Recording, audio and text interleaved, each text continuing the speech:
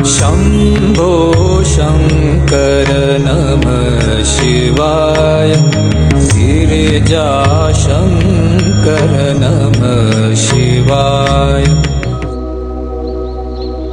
नमस्कार दोस्तों, मैं हूं शुभम प्रधान और इस बार मैं लेकर चल रहा हूं आपको चूड़धार महाराज के दरबार तक। एक ऐसी जगह है जो हिमालय की बाहरी रेंज की सबसे ऊंची चोटी है, लगभग 12,000 फीट की ऊंचाई पर चूड़धार पीक ट्रैक।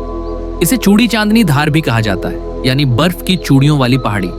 कहा जाता है कि जॉर्ज एवरेस्ट ने यहीं से पहली बार हिमालय की ऊंचाई और दिशा की जानकारी ली थी। ये चोटी इतनी ऊंची है कि शिमला, कसौली, सोलन और कुफरी से भी साफ दिखाई देती है और साल भर इसकी ऊपरी चोटी पर बर्फ की एक सफेद लाइन बनी रहती है। ये ट्रैक सिरमौर जिले के नौराधार गांव से शुरू होता है, जो इस पहाड़ तक पहुंचने का सबसे आसान और मशहूर रास्ता है। पूरा रास्ता करीब 18 किलोमीटर लंबा है और यहाँ तक कोई गाड़ी नहीं जाती, मतलब पूरी यात्रा पैदल करनी पड़ती है। लोग इसे आमतौर पर 2 दिन में पूरा करते हैं, लेकिन मैंने ये 18 किलोमीटर ऊपर चढ़कर और उसी दिन वापस उतरकर पूरा किया। और जब आप ऊपर पहुंचते हैं, सामने दिखता है एक जबरदस्त नजारा। बद्रीनाथ और केदारनाथ की बर्फीली चोटियां, सतलुज नदी, शिमला, चैल, कसौली और चक्राता तक का दृश्य, वो पल जिंदगी भर याद रहता है।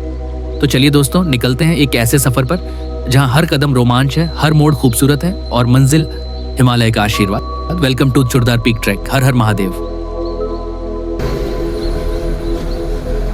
चूड़धार जाने के लिए कोई डायरेक्ट बस नहीं मिलती। दिल्ली या चंडीगढ़ से बस लेकर आप सोलन पहुंच सकते हैं। सोलन से बस बदलकर नौहराधार जाना पड़ता है। सोलन से नौहराधार तक का सफर करीब 4 घंटे का है। रास्ता पूरा पहाड़ों के किनारे किनारे जाता है।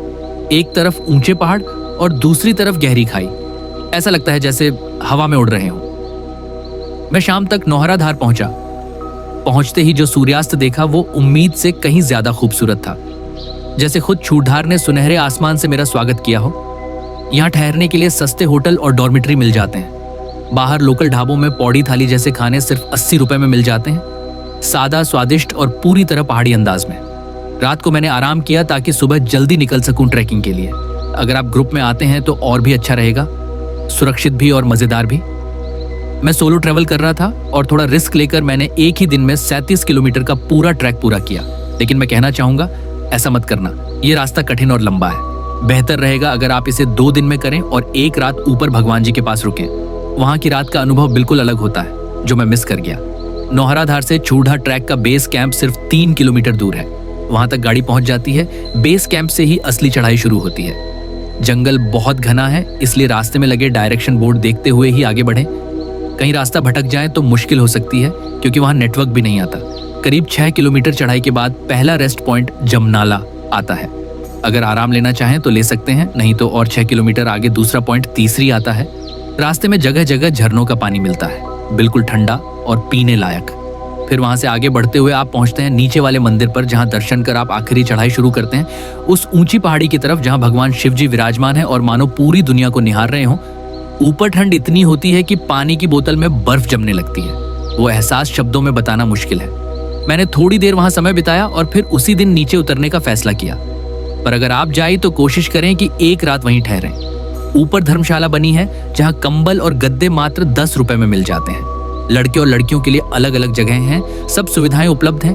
अगली सुबह वहीं से सूर्योदय देखना, बादलों के ऊपर खड़े होकर, वो नजारा जिंदगी भर याद रहेगा। फिर धीरे धीरे उतरते हुए वापस ट्रैक पूरा करें। चूड़धार सिर्फ एक ट्रैक नहीं है, ये एक आत्मा से जुड़ा अनुभव है, जहां हर कदम पर प्रकृति, शांति और भगवान शिव की ऊर्जा महसूस होती है।